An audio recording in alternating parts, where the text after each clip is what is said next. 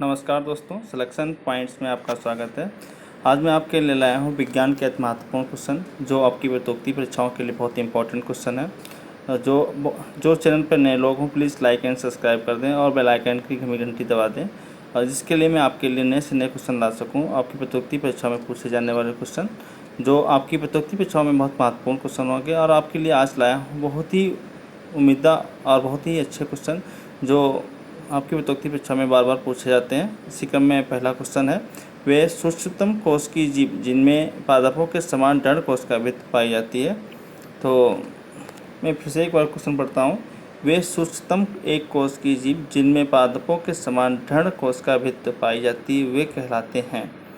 तो इसका सही आंसर आप लोगों को कमेंट बॉक्स में बताना है। जो लोग चैनल पर नए हों प्लीज़ लाइक एंड सब्सक्राइब कर दें, जल्दी से जल्दी ये आंसर बताएं इसका। और जो लोग चैनल पे नए हों प्लीज़ लाइक एंड सब्सक्राइब कर दें। कमेंट बॉक्स में बताएं कि आपको किस प्रकार के क्वेश्चन चाहिए, इस प्रकार से मैं आपके लिए नए से नए क्वेश्चन ला सकूं। इसका सही आंसर होगा बी, जीवाणु।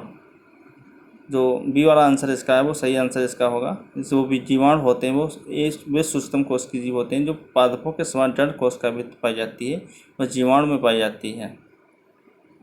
तो आप लोगों की उपस्थिति बताती है कि आपके लिए बहुत इंपॉर्टेंट क्वेश्चन ला सकूं। दूसरा क्वेश्चन इसी क्रम में है, सर्पिलाकार जीवाणु कहलाते हैं। तो इसका सही आंसर आप लोगों को बताना है। सही सर्पिलाकार जीवाणु कौन से होते हैं, इसका सी वाला आंसर सही होगा, स्पाइरेलम जो है इसका सही आंसर है। तीसरा क्वेश्चन है इसी क्रम में, ब्रेवियो जीवाणु होते हैं। तो ब्रेवियो जीवाणु होते हैं, इसका सही आंसर बताना है आप लोगों को कमेंट बॉक्स में। और जल्दी जल्दी चैनल को सब्सक्राइब कीजिए, लाइक कीजिए, जिससे आपके लिए नए चैनल आपके लिए क्वेश्चन ला सकूँ। इसका सी वाला आंसर सही होगा, कामकार जो होते हैं ब्रेवियो जीवाणु होते हैं। ये बहुत ही इंपॉर्टेंट क्वेश्चन है जो प्रतियोगिता परीक्षा में पूछे जाने वाला क्वेश्चन है। इसको अपने लोग याद करके रख लें। जो चैनल पर नए हो प्लीज़ लाइक एंड सब्सक्राइब करते हैं, इसलिए मैं आपके लिए नए से नए क्वेश्चन ला सकूँ। और चौथा क्वेश्चन है, इस ऐसे जीव जिनमें क्लोरोफिल नहीं पाया जाता है प्रायः विषमपोषी होते हैं। इसका सही आंसर आप लोगों को बताना है। इसमें क्लोरोफिल नहीं पाया जाता और विषमपोषी होते हैं ऐसे जीव। तो इसका सही आंसर आप लोगों को कमेंट बॉक्स में बताना है। इसका आंसर सही होगा डी वाला, फफूंद जो होते हैं इनमें क्लोरोफिल नहीं पाया जाता और प्रायः विषमपोषी होते हैं।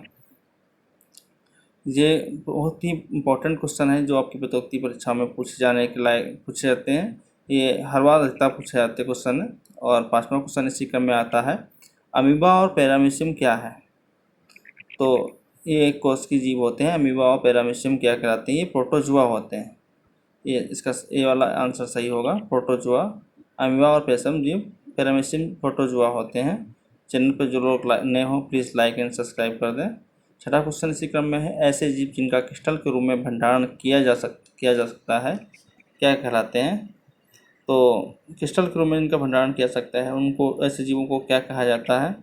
तो ऐसे जीवों को विषाणु कहा जाता है। ए वाला आंसर सही होगा इसका, विषाणु कहलाते हैं।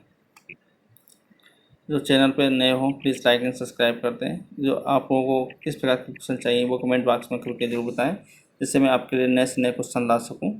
सातवां क्वेश्चन है, सूक्ष्म जीवी कहाँ पाए जाते हैं। तो सूक्ष्म जीव जो होते हैं वो कहाँ पाए जाते हैं, रेगिस्तान में पाए जाते हैं, दलदली क्षेत्र में पाए जाते हैं, गर्म के छल्लों में पाए जाते हैं। तथा ये सूक्ष्म जीव जो है हर जगह पाए जाते हैं। तो इसका डी वाला ऑप्शन सही होगा, ये सभी। इसका डी वाला आंसर सही होगा, ये सभी जो हैं पाए जाते हैं। और ये प्रतियोगिता परीक्षाओं की दृष्टि से बहुत ही इंपॉर्टेंट क्वेश्चन है। इसमें चारों आंसर सही होंगे। ये रेगिस्तान, दलदली क्षेत्र, गर्म जलों सभी में। आठवां क्वेश्चन है, निम्न में से किसमें नियमित कोशिका संरचना का अभाव होता है। तो जिसमें नियमित कोशिका संरचना का अभाव होता है उसके बारे में पूछा गया हुआ है। इसका सही आंसर आप लोगों को कमेंट बॉक्स में बताना है। और इसमें ए वाला आंसर सही होना चाहिए, जीवाणु। जो सही आंसर इसका है ए, जीवाणु है। इसमें नियमित कोशिका संरचना का अभाव होता है। नवा क्वेश्चन है, ब्रेड या इडली का आटा किसके कारण उठ जाता है। ब्रेड या इडली का आटा किसके कारण उठ जाता है। तो इसका सही आंसर जो है सी वाला होना चाहिए, ईस्ट कोशिकाओं की वृद्धि के कारण। सी आंसर इसका सही है, जो आपके लिए ईस्ट कोशिकाओं की वृद्धि के कारण ब्रेड और इडली का आटा उठ जाता है, फूल जाता है। ये इंपॉर्टेंट क्वेश्चन है, वेरी इंपॉर्टेंट क्वेश्चन है। और 10वां क्वेश्चन है, शर्करा को अल्कोहल में परिवर्तित करने की प्रक्रिया क्या कहलाती है? तो शर्करा से अल्कोहल में कन्वर्ट करते हैं, इसकी प्रक्रिया को क्या कहलाती है? तो बहुत ही इम्पोर्टेंट क्वेश्चन है ये। दैनिक जीवन में भी उपयोग आती है और बहुत सारे होती है। इसका सी वाला आंसर सही होना चाहिए, किण्वन। किण्वन कहलाती है, शर्करा से अल्कोहल में परिवर्तन की क्रिया किण्वन कहलाती है। इसका सी वाला आंसर सही होगा। सिलेक्शन पॉइंट में फिर आपका स्वागत है। ये इंपॉर्टेंट क्वेश्चन है, उत्तरी परीक्षाओं की तरफ से वेरी वेरी इंपॉर्टेंट क्वेश्चन है। यूपी की अधिकतर परीक्षाओं में पूछा जाने वाला क्वेश्चन ये है।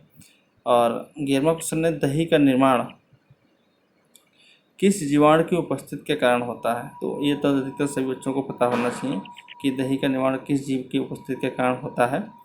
इम्पोर्टेंट क्वेश्चन है ये। इसका सही आंसर होगा, ये एसएससी रेलवे अधिकतर क्वेश्चन में पूछने जाने वाला क्वेश्चन है। तो ये लैक्टोबैसिलस के कारण जो है दही का निर्माण होता है, जीवाणु की उपस्थिति के कारण निर्माण होता है इसका। और इम्पोर्टेंट क्वेश्चन है ये, बहुत पूछा जाता है। ये वाला आंसर इसका सही होगा।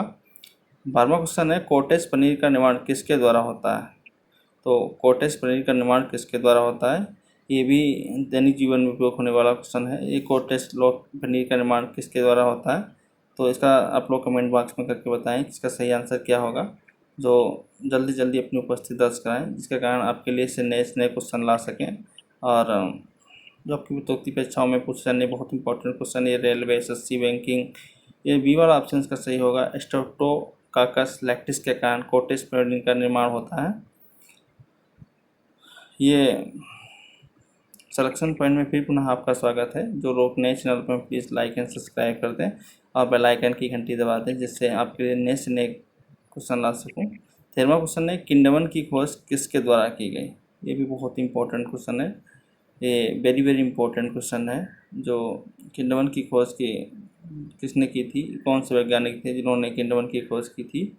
तो इसका सभी अधिक बच्चों को पता होगा कि लुई पास्चर जी ने की खोज की थी। और ये बहुत ही प्रतियोगिता परीक्षा में पूछा जाने वाला क्वेश्चन है, जिसके कारण जो है दैनिक जीवन में भी बहुत उपयोग होता है। किण्वन की खोज किसके द्वारा की गई थी? तो ये लुई पास्चर द्वारा की गई थी। प्रथम प्रतिजैविक थी। तो इसमें आपको सही आंसर देना है, पेनिसिलिन, स्ट्रोमाइसिन, टेट्रामेसाइक्लिन, एथ्रोमाइसिन। तो इसमें जो है पहला वाला आंसर सही होना चाहिए, पेनिसिलिन के कारण प्रथम प्रतिजैविक थी। और ये एसएससी, रेलवे, बैंक में अधिकतर पूछा जाने वाला क्वेश्चन है। तो प्रथम जैविक जब भी पूछा जाएगा तो ये पेनिसिलिन पर सही टिक लगाएंगे इसका आप लोग। और इसी क्रम में 15वां क्वेश्चन आता है, निम्न में से कौन सा प्रतिजैविक है? निम्न में से कौन सा प्रतिजैविक है? तो इसका सही आंसर आप लोगों को बताना है, इसका प्रतिजैविक कौन सा है। और बी वाला इसका आंसर सही होना चाहिए, स्ट्रेप्टोमाइसिन जो है ये प्रतिजैविक है। बाकी सोडियम बेंजोएट, अल्कोहल और रेस्ट ये प्रतिजैविक नहीं है, ये खाली स्ट्रेप्टोमाइसिन जो है प्रतिजैविक है। और ये बी वाला आंसर इसका सही होगा, स्ट्रेप्टोमाइसिन। ये इंपॉर्टेंट क्वेश्चन है ये भी। 16वां क्वेश्चन है, वैक्सीन में कौन होते हैं? तो वैक्सीन के बारे में पूछा है, वैक्सीन में कौन से होते हैं? सूक्ष्म जीव होते हैं, मृत जीव होते हैं, दुर्लभ सूक्ष्म जीव होते हैं, या बी या सी दोनों होते हैं? तो इसमें मृत जीव सूक्ष्म होते हैं, दुर्लभ सूक्ष्म जीव होते हैं। तो इसका डी वाला आंसर सही होगा, बी व सी दोनों सही होंगे इसका। तो डी वाले आंसर पे लगाएंगे टिक। और वैक्सीन में मृत सूक्ष्म जीव और दुर्लभ सूक्ष्म जीव होते हैं, तो ये इसका डी वाला आंसर सही होगा। 17वां है, वैक्सीन किन्हें उत्पन्न करके प्रतिरोधकता प्रदान करती है? वैक्सीन किन्हें उत्पन्न करके प्रतिरोधकता प्रदान करती है? तो इसका सही आंसर आप लोगों को पता होना चाहिए, अधिकतर बच्चों को पता होना चाहिए कि जो प्रतिरोधकता वैक्सीन किस कारण प्रतिरोधकता प्रदान करती है? यदि एंटीबॉडी बनाती शरीर में है, इसका बी वाला आंसर सही होगा, जो एंटीबॉडी बना के प्रतिरोधक रोग के प्रति लड़ने की क्षमता को बढ़ाती है। 18वां क्वेश्चन है, वह जीवाणु जो मृदा की उर्वरकता को बढ़ाता है? तो इसमें सही आंसर होगा राइजोबियम, लैक्टोबैसिलस, ईस्ट, स्ट्रेप्टोकाकस। वह जीवाणु जो मृदा की उर्वरकता को बढ़ाता है। तो राइजोबियम जो होता है वो मृदा की उर्वरकता को बढ़ाता है। तो सही आंसर इसका ए वाला होना चाहिए, राइजोबियम। राइजोबियम जो होता है वह जीवाणु है जो मृदा की उर्वरकता को बढ़ाता है। 19वां क्वेश्चन है, दलहनी पादपों की जड़ ग्रंथिकाओं में पाया जाने वाला जीवाणु कौन सा है? तो अभी इससे पहले जो क्वेश्चन पढ़ा था, जो है इसका सही आंसर और इसका सही आंसर सेम होना चाहिए, राइजोबियम इसका सही आंसर होना चाहिए। तो क्या होता है कि जड़ ग्रंथिकाओं में पाया जाने वाला जीवाणु है, ये दलहनी पादपों में की जड़ ग्रंथिकाओं में पाया जाता है। इससे नाइट्रोजन की उर्वरकता, नाइट्रोजन की मात्रा से ज़मीन में बढ़ जाती है और उर्वरकता बढ़ जाती है। तो डी वाला आंसर इसका सही होगा, राइजोबियम। जो लोग चैनल पर नए हों प्लीज़ लाइक एंड सब्सक्राइब कर दें, जिससे मैं आपके लिए नए से नए क्वेश्चन ला सकूं। और 20वां क्वेश्चन इसी क्रम में आता है, नाइट्रोजन स्थिरीकरण करने वाले नील हरित शैवाल कौन से हैं? ये आपके लिए लास्ट, ये चैनल को वॉच करने के लिए जो है धन्यवाद। इसका 20वां क्वेश्चन है, नाइट्रोजन में स्थिरीकरण करने वाले नील हरित शैवाल कौन से हैं?